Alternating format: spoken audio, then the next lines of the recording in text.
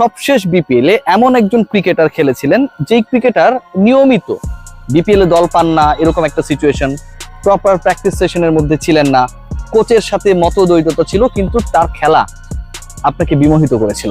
একজন ক্রিকেটার 9টা ম্যাচের মতো সুযোগ পেয়েছিলেন, ছক্কা মেরেছিলেন 20-এর কাছাকাছি, এবং তাকে সুযোগ দেয়া নিয়ে যারা শুরুর দিকটায় দ্বিধাদ্বন্দ্বে ভুগেছিলেন, একটা পর্যায়ে এসে দে গট আন্ডারস্ট্যান্ড যে তাকে রাখাটা উচিত ছিল শুরু থেকেই। এমন একজন ক্রিকেটার রয়েছেন যাকে নিয়ে বাংলাদেশ ক্রিকেট বোর্ড খুব বেশি আলোচনা করতে চায় না, আগ্রহী না। বাংলাদেশের রিপোর্টিং এর সাথে যারা জড়িত, স্পোর্টস রিপোর্টিং এ যারা কাজ করে, তারাও খুব বেশি ডিসকাস করে না। এত কথা না বলে আমি সাব্বিরের কথা বলতে চাই। সাব্বির রহমান অমীয় প্রতিভাধর একজন ক্রিকেটার, অসাধারণ হিটার অফ দ্য বলস। এখন আমরা শামীম পাটোয়ারিকে দেখি, জাকের আলী অনিককে দেখি, তানজিদ হাসান তামিমকে দেখি, পারভেজ হোসেন ইমনকে দেখি, এবং আমরা মিডল অর্ডারে বাংলাদেশের প্রপার ব্যাটারের শূন্যতাও দেখি। সাব্বিরকে নিয়ে তারপরও কেন আমরা কেউ ভাবতে চাই না? আপনারা অবাক হবেন যে বাংলাদেশ ক্রিকেট বোর্ডের কোনো প্রোগ্রামসের মধ্যে সাব্বির রহমান এই মুহূর্তে নেই। কদিন আগে যখন ফোনে কথা বললাম, আমি তাকে কল দিয়েছিলাম, সাব্বির যখন ফোনটা ধরলো, ধরার পর তার অভিব্যক্তি বা কথা বলার ধরনটা অন্য কেউ হলে আমি শিওর সে ধরতো না।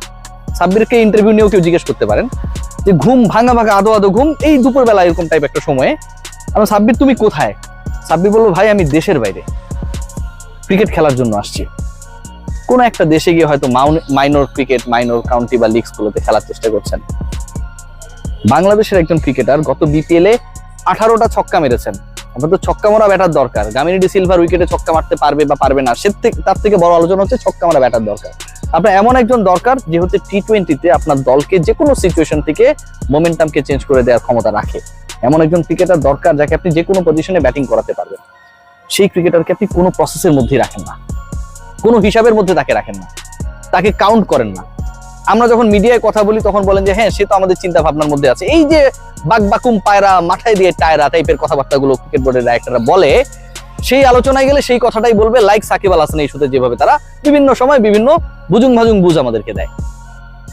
কেউ কি কোনোভাবে একটা প্রশ্নের উত্তর খোঁজার চেষ্টা করবেন? Bangladesh cricket board, cricket operation selection প্যানেলের সাথে যারা জড়িত, সিলেকশন প্যানেলের কাজ তো শুধুমাত্র জাতীয় দল সিলেকশন না, অন্য খেলাগুলো দেখা। সাব্বির কেন কোথাও নেই? এই যে আপনারা নুরুল হাসান সোহানদেরকে এই দলের সাথে অস্ট্রেলিয়ায় পাঠাচ্ছেন, রাইট? কেন পাঠাচ্ছেন? দ্য রিজন ইজ দ্যাট তারা যেন প্রিপেয়ার্ড হয়ে এশিয়া কাপে অংশ নিতে পারে। এশিয়া কাপে খেলানোর দরকার নেই। সাব্বির রহমান রুম্মান কি এ টিমে, অথবা যেই দলটা বিদেশে গিয়ে খেলতে যাচ্ছে 15 জনের স্কোয়াড, ন্যাশনাল টিম না ভাই, সেকেন্ড টিয়ারের টিম, সেখানটাও কি সুযোগ ডিজার্ভ করে না? সাব্বিররা করে না। নুরুল হাসান সোহানের ব্যাপারে আমি বলেছিলাম যে সোহানের ক্ষেত্রে সমস্যাটা আমার কাছে মনে হয় যে সোহান নামের কোনো এক বন্ধুর কাছে আমাদের সিলেকশন প্যানেলের সদস্য যারা, তারা তাদের ছোটবেলায় কোনোভাবে অনাকাঙ্ক্ষিত ঘটনার শিকার হয়েছিলেন, যে কারণে নামটা পছন্দ না, তাই খেলার না। সাব্বিরের ক্ষেত্রে আমার কাছে মনে হয় যে তিনি এত সুন্দর, এত ভালো ক্রিকেট খেলেন, লিপু ভাই কিংবা রাজেক ভাইরা যেমন খেলছিলেন তার থেকেও সাব্বির বেশি ভালো খেলেন, এই আলোচনা যদি হুট করে হয়ে যায়, সেই হীনমন্যতায় কি আপনারা ভোগেন ভাইয়ারা? নিশ্চয়ই না। কোথাও কেন সে থাকবে না? কোথাও কোনো প্রোগ্রামস এর মধ্যে কেন থাকবে না? আপনি নাসিরকে নিয়ে কথা বলতে পারেন যে খুব ভালো ক্রিকেট খেলে বাংলাদেশের কোনো ডোমেস্টিক সার্কিটে নিজের নাম উজ্জ্বল করেছে, এরকম কোনো কিছু নেই, যে কারণে আমরা রাখছি না।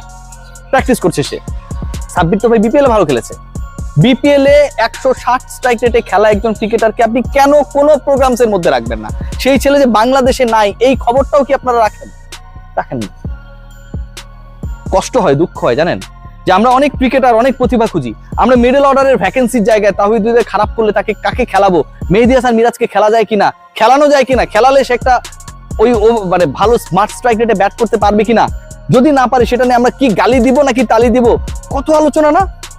অথচ আমরা ওই 4-5-এর জায়গাটাতে সাব্বির রহমান রুম্মানকে আমরা অ্যাকোমোডেট করতে পারতাম, চেষ্টা করতে পারতাম।